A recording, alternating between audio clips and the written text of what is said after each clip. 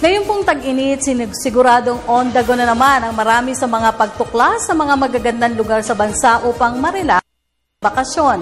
Isa po sa mga patok na destinasyon ay ang bayan ng Pagudpud sa Ilocos Norte na bukod po sa swimming, may iba pang aktibidad na siguradong may enjoy ang buong pamilya at barkada.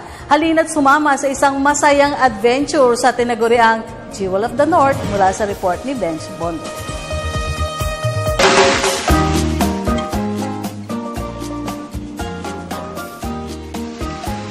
Sa pagpasok ng tag-init, ang bawat isa sa atin may kanya-kanyang hirit.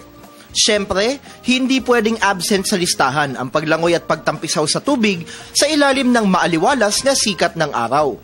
At kung kakaibang beach adventure ang nais maranasan sa bandang hilaga ng bansa, isang kahanga-hangang paraiso ang matatagpuan. It's more fun in the Philippines. Higit sa mga salita, tunay ngang kahanga-hanga ang ating bansa kung yaman ng kalikasan ang pag-uusapan. Kaya naman nakakapagod man ang biyahe, mapapawi yan ng malakristal na katubigan at magandang buhangina na matatagpuan dito sa bayan ng Pagudpud sa Ilocos Norte.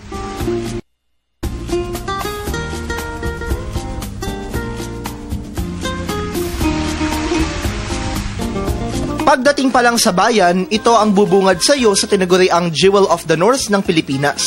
Kahanga-hangang dalampasigan kung saan nagsasayawan ang daluyong ng karagatan at nag-aanyaya sa sinuman na damhin ang pambihirang kaloob ng kalikasan.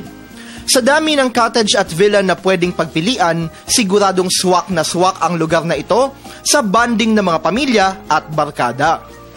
Nag-start ang Hanas Beach Resort last 2007 with only 6 villas, and then all through the years nag-expand siya, so pinili yung mga lot beside the resort, and then now it's more than 14 hectares. It's a 14-hectare resort now, and also this was built through passion owned by a family-owned business. Sa mga mahilig sa water sports, maaari ring sumakay sa banana boat at jet ski, kung saan isang masayang paglalakbay sa ibabaw ng tubig ang sayo'y naghihintay. Naman sa mga young at heart, may wonderful and colorful surprise rin ang dito'y masasaksihan. Meron kaming ino-offer na like theme park, and we have here inside the resort yung the biggest banga, makikita nila dyan, tapos yung mga animated cartoon characters. And then we have also the lighthouse, nandyan sa loob siya. So yun yung tinatawag namin na theme park namin. Kung kakaibang thrill at challenge naman ang gusto, ang zipline na ito ang para sa'yo. Sa loob ng ilang minuto, let's go at mag-ala Superman habang tinatanaw ang pambihirang ganda ng karagatan sa taas na 100 feet above sea level. Sa habang 1.2 kilometers, ito ang itinuturing na pinakamahabang overwater zipline sa buong mundo. Exciting na yan! Kung trip ang riding tour, sama na sa isang biyaheng hindi mo malilimutan, sakay ng all-terrain vehicle o ATV at umarangkada sa mababato at matatarik na mga daan sa paligid ng dalampasigan. At syempre, bago umuwi, magbaon ng masasayang alaala ng iyong bakasyon mula sa mga pasalubong na ito na tunay ngang nagpapakilala ng kultura ng Ilocos Region.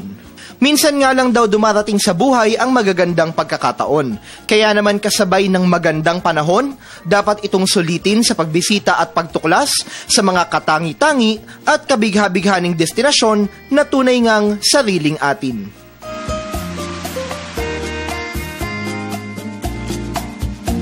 Para sa Telebisyon ng Bayan, Benj Bondo.